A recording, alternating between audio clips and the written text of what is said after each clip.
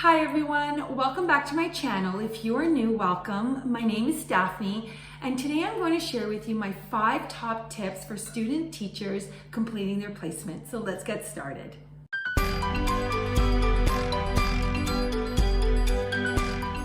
Tip number 1, ask questions. This is the time while you're doing your placement to be asking those questions. I always say there are no silly questions. Write them down. As you are encountering questions in your mind and you're wondering things, I always suggest to write down what they are thinking so that they can ask those questions later on or when the opportunity presents itself within the classroom. When something comes up, and you're not sure about, what it might stand for. I know a lot of teachers might use abbreviations or they might just refer to something, forgetting that maybe you might not have knowledge of something that they're teaching. Ask the important questions and don't be shy. Remind yourself that this is your opportunity to learn, and the only time you can learn new things is by asking questions. Don't be scared. Sometimes I find or timid to ask those questions because they wonder what will they think if I ask those questions? Say how can you not know that? I always say better to ask than not to ask, especially if you are going to be teaching something or you're planning a lesson. It's good practice to ask those questions, and that way you're very clear on the things that you need to know or do before you actually do it. So I always remind myself, as well as a teacher, we don't know everything, and we definitely don't expect our student teachers to come in and know everything.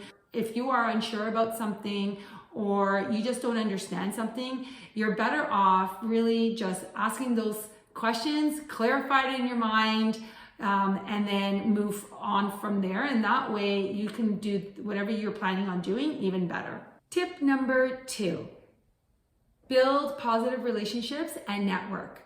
So my biggest suggestion that I give student teachers when I have hosted them is I suggest to them to build relationships within the building that they are working for the period of time that they're there for. So getting to know other teachers, going to the staff room, having their lunch, talking to other grade partners that might be teaching the same grade. Building a positive relationship is so important, not only for the time that you are going to be doing your placement, but also for the time later on in your career.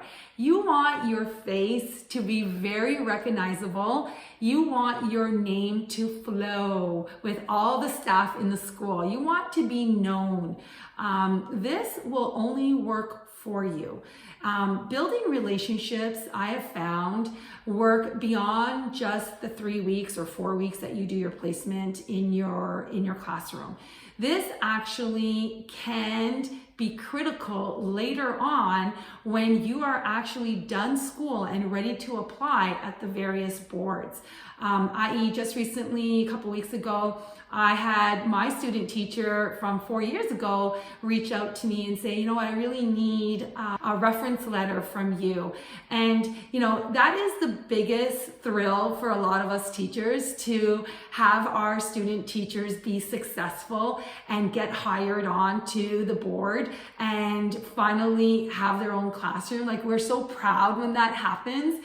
So when you build positive relationships with your host teachers and you have made that connection and you have been sunshine in their classroom in ways that you have shared your knowledge and contributed to their lessons, it will come back to you. When you have a positive placement and you have built those relationships and they have been positive, and you've taken the time to network with other teachers and talk to them and see how they run their classrooms, they remember those moments. They do come back, and the chances of you bumping into your host teacher later on in your career or other teachers that you've cross paths with is very likely. So you want to always have positive encounters with people because you want them to say wonderful things about you and how you completed your placement and how you added your personal flair to the school body. So, get out there, talk with other teachers, network, ask them questions that you're wondering, and really enjoy your time while you are doing your placement. Think of it as a big scale rather than just your class, because there are so many other areas of the school that you can network and get to know people, not just, going to your classroom and then going home. So my biggest suggestion is, be positive. Build positive relationships while you're there. Don't get involved in gossiping. Don't get involved in anything negative, because you don't want to have that association while you're there and after when you're done your placement. So keep it light, keep it positive, and build relationships that hopefully will last your career once you have finished your placement and you're teaching full time. Tip number 3, take notes. I cannot stress the importance to taking notes on things that you are doing while you are completing your placement. The days are going to go really quickly while you're in placement. The days are going to be very packed full with busyness. There will be days that you might say, what day is it today? Because it is very fast paced. Doing your placement and go very quickly. So being able to reference things that you have done within the classroom can only work for you. And also there are great talking points that you can pull from things that you keep track of. I remember when I was completing my student placement under the big manual, where I went to school, we had a manual, and then under every section there were criteria that you had to fulfill for your placement. I remember being so specific, like I would write the date next to the specific criteria that they wanted us to fulfill when we were completing our placement. So that way, when I would meet with my host teacher and she would ask me, well, Daphne, how did you show this one? Let's see, did you fulfill this one? And sometimes it was really hard to remember what happened 2 weeks ago during language block. So I made it a point that every day I would spend about a half an hour at the end of the day before I would even leave the building, because everything was so fresh in my mind, that I would just jot things down. I would record things in a notebook that I had, or I would actually write it next to, like I said before, the expectation. So it would be really easy for me when I would meet with my host teacher, which was weekly. I really wanted to meet with my teacher weekly to help me make sure that I'm on the right track, that there were no surprises at the end, that I knew exactly where I was each day as I left my placement. Because things do get busy. And, teachers have a lot that, they have on their mind with regards to their lessons and their students and their parents. So you want to be able for your meetings with your host teachers to go very smoothly, very easy. So having things documented just shows another level of your engagement. So I always suggest to my student teachers to write things down, keep notes. It could be simple, bullet journaling of all the things that you do in the day, how you did it, what does it fulfill, what criteria are you covering, any questions that you might have. And the other big thing that I noticed with a lot of student teachers, and I was able to do this as well, was I took pictures. I took pictures of things that just I loved. Things that other teachers were working on. Of course, you have to be very careful and you do have to ask permission. You can't be taking pictures of students. But definitely, building a little portfolio for things that you do within the classroom and things that you see around the school of other teachers doing, that could only work for you later on.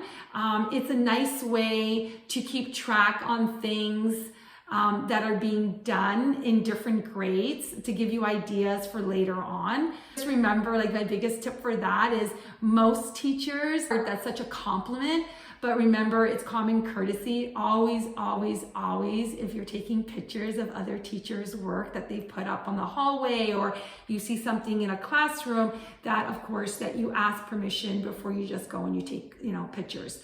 But it's also a great thing to have, because when your teacher that comes to visit you from the university to meet with you and your host teacher, because I know that does happen, they will ask you, like, what have you been doing? Like, share with me, like, how's your experience here? What have you learned? It is such a visual to be able to pull up things that you have done through a slideshow, so that way you're not even lugging things and anchor charts and posters, to be able to just drop it into a slideshow and show your teacher from the university, or even your host teacher, to show, like, this is what I did. This is the anchor chart I posted in the classroom, or I co-created with the students. So keeping track of what you do is really, really important, because you can reference it and you don't have to really worry about remembering things that you did a week ago or 2 weeks ago. It's nice to be able to reference your progression from the beginning of your placement and to the end of your placement, and how you've grown as a student teacher. Tip number 4, get involved within the school. There are so many things within the school that you can become involved with. You want other people in the building to know you. You want to build relationships with other staff members in the building. So getting involved will allow you the opportunity to really get a sense of the community that you're working within, and also get to know other students in different grades. This can be as simple as asking your host teacher's grade partner if you can go into their classroom for a period to just observe, or maybe even do a lesson that you did in your class in their class. I know that I had that opportunity when I did my student placement, where my host teacher's neighbor was the same grade. And I remember being given that chance to go into her classroom and redo my lesson that I had done the previous day in her class.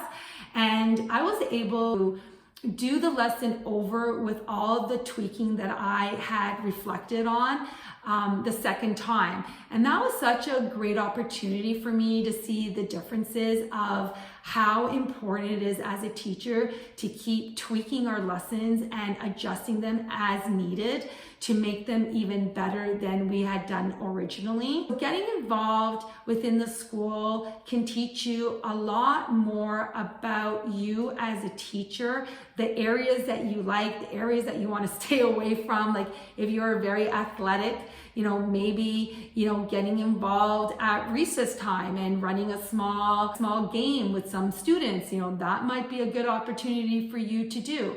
Or running an activity at lunch with the supervision of your host teacher. There are so many opportunities for you to get involved. It's just getting creative on what you want to do and how you want to deliver it, and who is going to help you deliver it is the big questions. But the benefit of extending yourself outside of your host classroom is really important for your growth, and to be able to see things done in different ways. Tip number 5 is contributions within your classroom. You are an extension of your host teacher. Get in there. Get the most out of your placement. It is not going to be perfect. You are not going to be perfect. Your host teacher is not going to be perfect. But getting in there and exploring all areas of the classroom will allow you to be able to explore what you want to learn while you're in the placement. Meet with your host teacher. Ask when she's doing planning with her grade partner, if that's what they do. Give yourself the opportunities to contribute to lessons. If your host teacher is teaching a unit and you're observing, and you want to get involved, ask her, say, I really want to get involved. I really want to share some input here. How can I do that? Can I create an anchor chart? Can I add a resource to Google Classroom? Can I run a small group? The opportunity to do things, to make mistakes. I cannot stress the importance of making mistakes while you are completing your placement and allowing yourself to make mistakes. Host teachers know that our student teachers, as we were once student teachers, we are not perfect. We were never perfect, and we're not perfect, and we do make mistakes. And from your mistakes, that's how you become an amazing teacher. So being able to contribute and participate and become engaged in the classroom while you're doing your placement is an opportunity for you to grow. So ask your teacher, your host teacher, how you can contribute, how you can add your part in the day. Maybe you want to start the day off with, a quote, or you want to run a small group during guided reading, or you want to organize a lunch art club. Those are all opportunities that you can create for yourself with the support of your host teacher. But key is get involved and contribute. While you're there, immerse yourself in every way possible so that when you walk away at the end of your placement, you have so much that you can reflect on and so much that you have learned and have a better idea of what kind of teacher you want to be and what you are looking forward to most when you get your own classroom and you get out there and working as a teacher. So contribution is key, and being an active student teacher is also really important, because the more active you are, the more you will get out of doing your placement within the classroom. So those are my 5 tips for student teachers heading out for their placements. Remember, guys, have fun, learn, immerse yourself in your classroom, and until next time, hit the like button and subscribe, and keep on teaching.